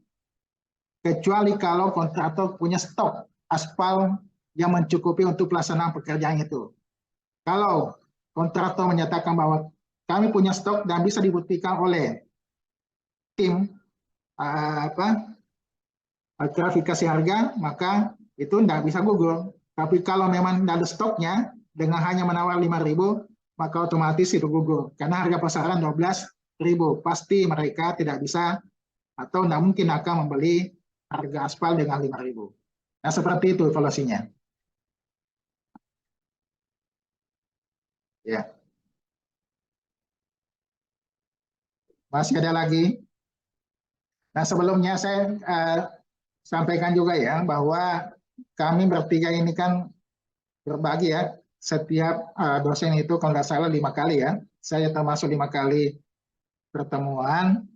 Jadi memang kami sepakat bahwa untuk 5 kali ini hanya 2 kali mahasiswa tidak boleh ikut. Artinya 3 kali itu wajib ikut kuliah. Kalau ketiga kalinya tidak ikut, pasti tidak lulus. Ya. Tapi kalau 2 kali, kalau nggak salah B- atau ini masih ada namanya B- ya, B+. Saya lupa. Apakah maksimal C kalau 2 kali tidak ikut? Kecuali kalau ada alasan tertentu. Ya, ada misalnya sakit, berhalangan total itu bisa. Tapi kalau tidak ada penyampaian bahwa yang bersangkutan berhalangan, maka itu dianggap tidak hadir. Termasuk nanti kalau terlambat, 15 terlambat dari jam yang sudah disepakati, itu sudah ditutup. Kalau dia pakai virtual. Sama nanti kalau misalnya satu saat yang saya mengajar offline, maka kalau 15 menit mahasiswa terlambat, saya tidak izinkan lagi untuk masuk. Dianggap tidak hadir. Nah, itu kesepakatan ya untuk adik-adik semua. Nah, ini kesempatan adik-adik semua untuk mata kuliah ini menggali atau mendapatkan suatu bayangan ya. Kalau selesai kira-kira di lapangan itu atau sudah bekerja itu seperti apa. Ini kesempatan kepada adik-adik semua. Makanya di setiap kampus sekarang itu diminta dosen praktisi untuk mengajar. Ya, karena kami di PUPR tentunya yang banyak kami sampaikan adalah masalah pekerjaan di bidang PUPR, khususnya untuk jalan dan jembatan. Nah, kalau masalah pengalaman ini, saya sendiri sudah masuk DPU itu tahun 97, sudah 26 tahun. Dan bekerjanya, kalau kita di instansi vertikal, khususnya di PUPR ini, termasuk adik-adik, kalau memang ada yang ingin bekerja di PUPR, mau tidak mau harus siap untuk pindah-pindah. Saya ini selama 20 tahun, hampir semua pulau sudah saya tempati tugas. Pertama kami tugas di Papua, di Maluku Utara, ya, Ternate. Kemudian di Maluku. Setelah itu ke Papua. Papua itu pindah-pindah dari Biak, Nabire, Serui ke Jayapura.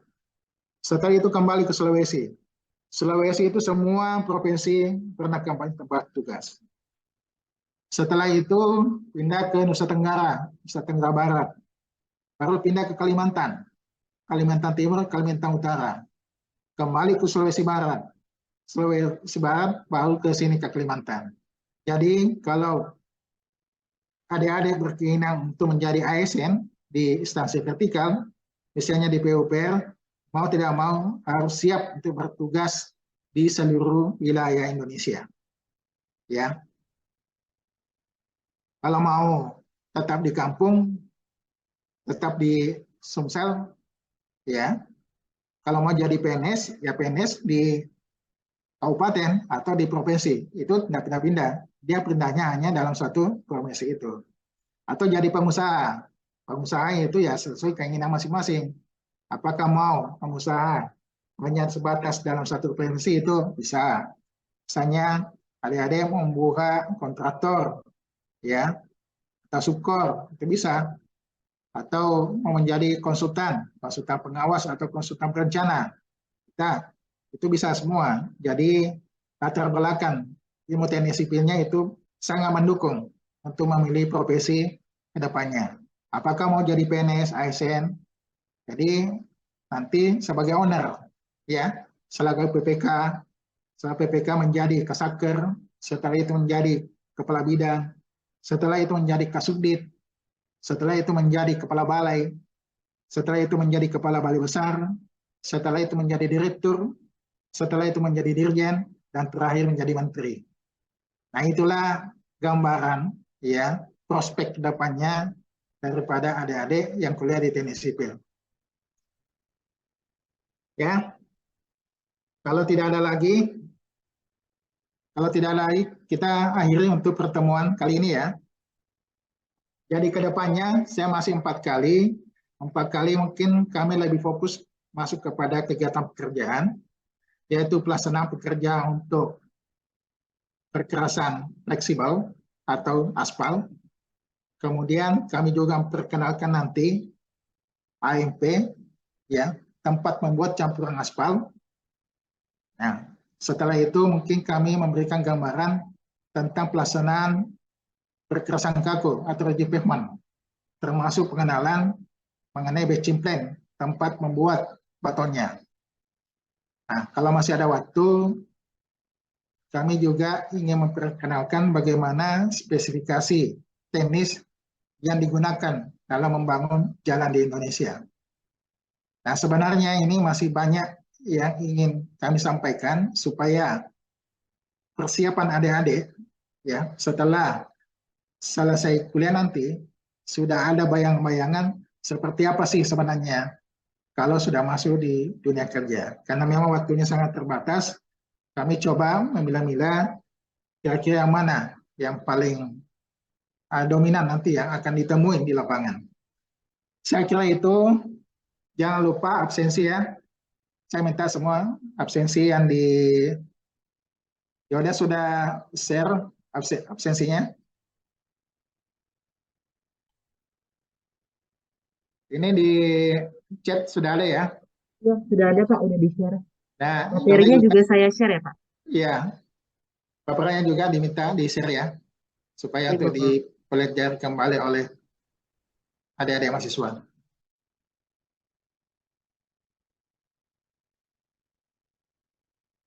Nah, sebelum mengakhiri ini pertemuan pertama, ini ada dua nanti sengaja saya panggil di sini kakak kelasnya, alumni dari Unsri. Barangkali masih ada waktu ini kurang lebih 10 menit, bisa memberi sharing kepada adik-adik kelasnya. Ada Vira di sini, ada Yoda. Vira ada ya? Gabung Vira ya? Vira Iya, gabung. hadir Bapak. Ini namanya Vira ini. Ini sudah menentukan profesinya sebagai ASN di Kementerian PUPR. Barangkali Vira bisa memberikan gambaran seperti apa sih nanti ke depannya adik-adik yang sementara masih kuliah ini, kalau sudah masuk di dunia kerja, tentunya pengalamannya Vira ini kan masih 2 tahun, 3 tahun ya, masih pemula.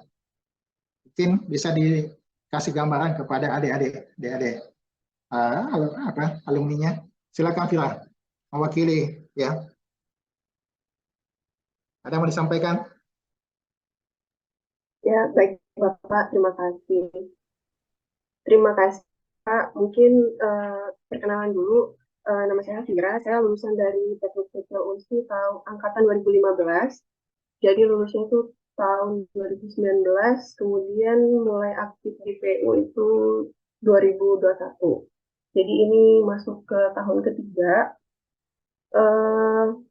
Pertama kali ditugaskan, kebetulan sejak CPNS itu saya ditugaskan di Balai Besar Pelaksanaan Jalan Nasional Sumatera Selatan sampai sekarang, dan posisi saya itu sebagai pejabat fungsional teknik jalan dan jembatan ahli pertama.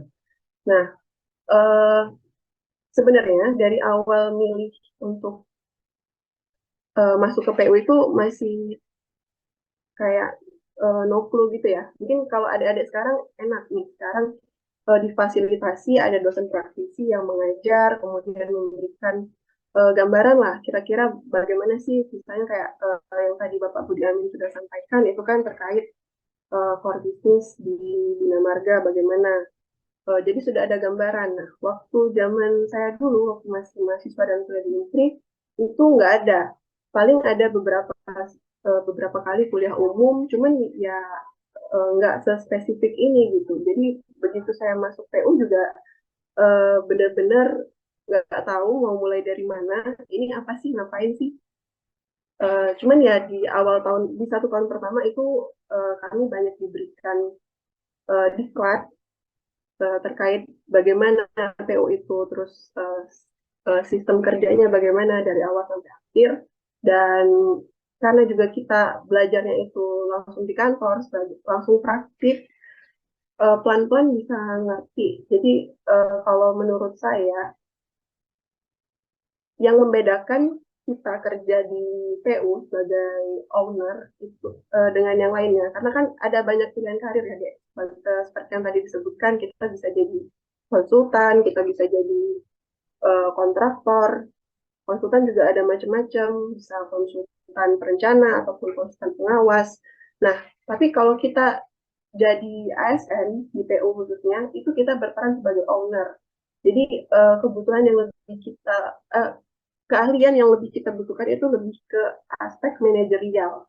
Manajerial artinya kita harus bisa memanage semua proses konstruksi dari awal tadi, dari mulai tahap pra-FS, dari survei kelayakan sampai ke nanti pemeliharaannya, kita harus kuasai semuanya.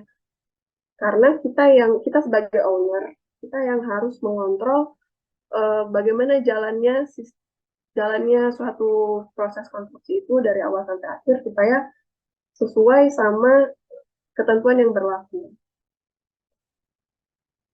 Tapi kerja di PU enak deh karena bisa jalan-jalan. Tadi wilayah kerjanya luas, satu Indonesia dari Sabang sampai Merauke. Jadi ada banyak kesempatan untuk eksplor Indonesia karena akan banyak kesempatan untuk belajar. Mungkin kalau selama ini, mungkin kalau misalnya jadi kontraktor, mungkin jadi kontraktor lokal, ya wilayahnya akan di situ-situ aja di sekitar Sumsel, di Palembang gitu. Tapi kalau misalnya kita di PU kita bisa belajar banyak, mungkin nanti di Kalimantan ada kasus apa, kita bisa datang ke sana, terus juga nanti ada proyek di NTB, di Sulawesi, ya gitu deh kira-kira. Mungkin itu Pak. Oke, kasih ya, Fira. Jadi itu pengalaman yang sudah dirasakan oleh seniornya. Itu baru 3 tahun, tapi kesannya sudah luar biasa ya. Bagaimana ya, yang kami sudah 26 tahun bekerja di PUPR ini. Jadi di samping tadi bahwa untuk menginjak seluruh Indonesia itu kesempatan besar ya, kalau memang mengambil profesi sebagai owner atau ASN, di Kementerian PUPR. Itu rasanya untuk keliling Indonesia tidak mudah, tidak susah. Nah itu karena perjalanan dinas semuanya dibiayai, bahkan ada uang sakunya kira. Jadi bukan cuma hanya dibiayai semua, termasuk ada uang saku juga. Bukan cuma di dalam negeri, termasuk diberi kesempatan untuk diklat di luar negeri. Ya, itu diberi kesempatan juga. Ada beberapa pegawai di sini yang sudah melakukan diklat, ada yang 2 bulan, ada 2 minggu, ya di luar negeri. Jadi ini tujuan daripada Pak Rektor, Prof. Anies untuk mendatangkan dosen praktisi, salah satunya ini adalah memberi gambaran kepada adik-adik semua, ya kalau selama ini kuliah itu kan belum ada bayangan, nanti selesai kuliah ini saya mau jadi apa, ya. Tadi Vira, kakak kelasnya sedang menyampaikan bagaimana kalau jadi owner. Nah seperti itu yang dirasakan Vira, itu baru 3 bulan, 3 tahun. Bagaimana kalau sudah ya seperti saya ini sudah keliling Indonesia dengan biaya gratis, itu dia biaya oleh negara semua. Dengan catatan harus disiplin. Makanya saya minta pada saat nanti kuliah-kuliah selanjutnya, kalau saya sudah menyampaikan jam 8 harus masuk, ya jam 8 seharusnya adik-adik sudah masuk semua.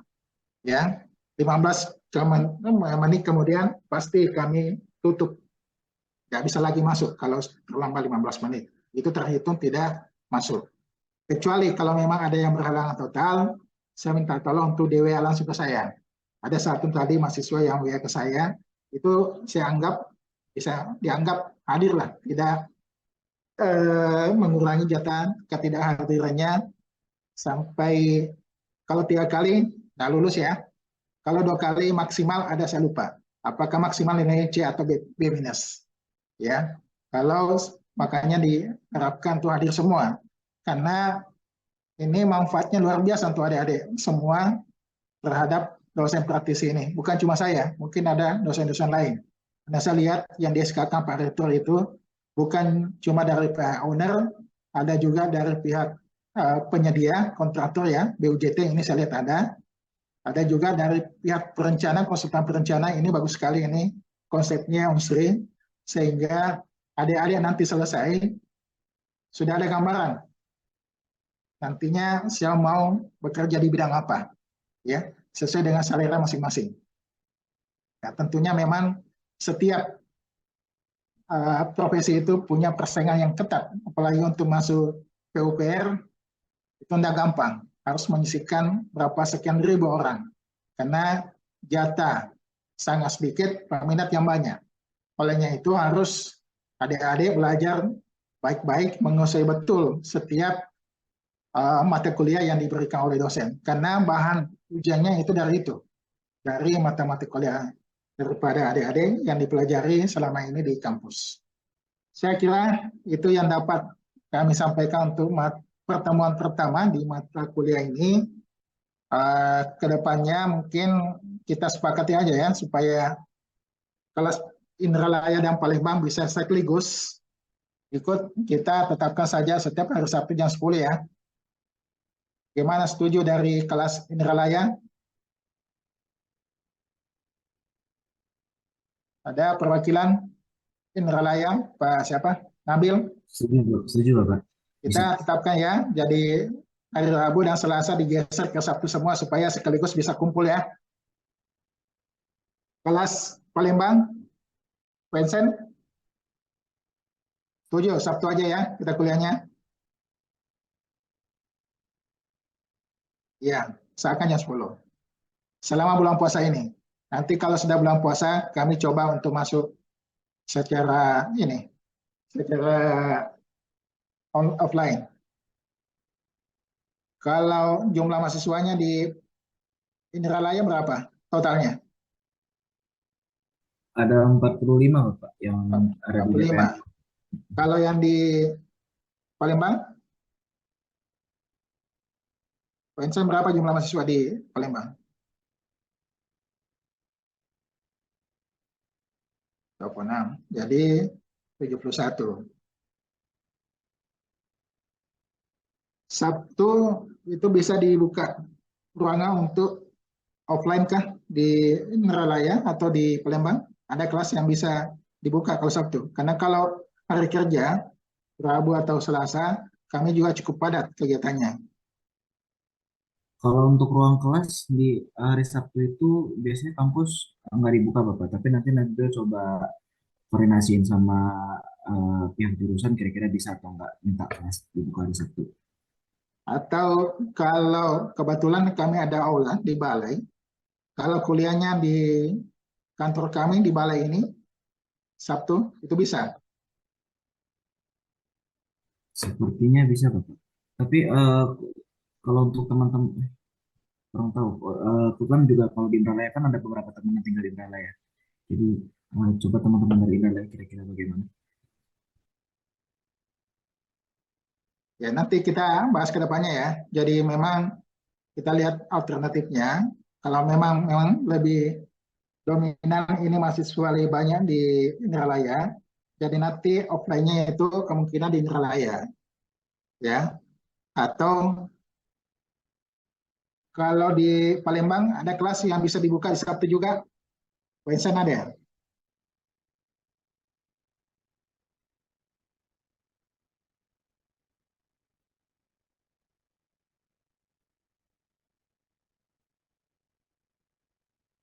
Tanya ya. Atau kalau memang bisa juga di kantor kami. Kalau 71 masih muat. Ya.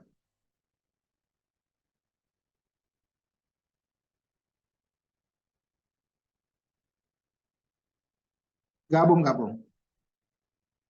Saya usahakan gabung ya, supaya sekali kami memberikan materi. Dari Pak Edi juga penyampaian seperti itu, digabung aja sekaligus. Ya, jadi minggu depan tetap Sabtu ya, jam 10. Sementara. Kecuali kalau tiba-tiba ada tugas yang mendesak, mungkin saya pindahkan jamnya. Ya, kalau online kan tidak ada masalah ya, tidak ada masalah. Ya.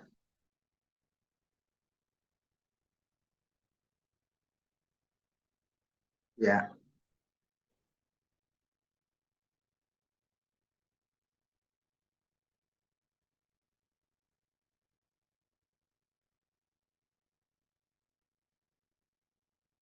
Offline-nya nanti kan memang setelah Lebaran. Ya. Offline.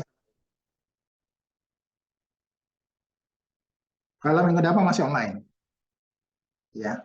Jadi selama bulan puasa online.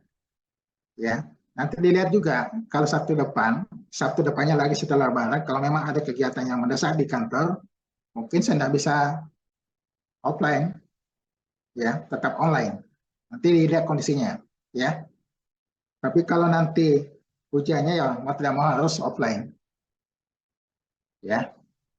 Saya kira itu ya, jadi mohon disampaikan kepada teman-temannya yang 11 orang ini, 11 ya, 11 orang tidak hadir, mohon ke depannya supaya bisa lulus ya, minimal 3 kali ikut kuliah. Kalau cuma 2 kali, artinya 3 kali tidak masuk, sudah pasti untuk saya itu tidak lulus. Saya kira itu yang dapat aku sampaikan. Mudah-mudahan apa yang saya sampaikan pada hari ini bisa menjadi bekal pemahaman adik-adik semua bagaimana sebenarnya di dunia kerja setelah adik-adik menempuh di bangku kuliah. Saya kira itu yang dapat kami sampaikan. Terima kasih. Wabillahi taufiq hidayah. Assalamualaikum warahmatullahi wabarakatuh. Terima kasih ya Yoda Vila.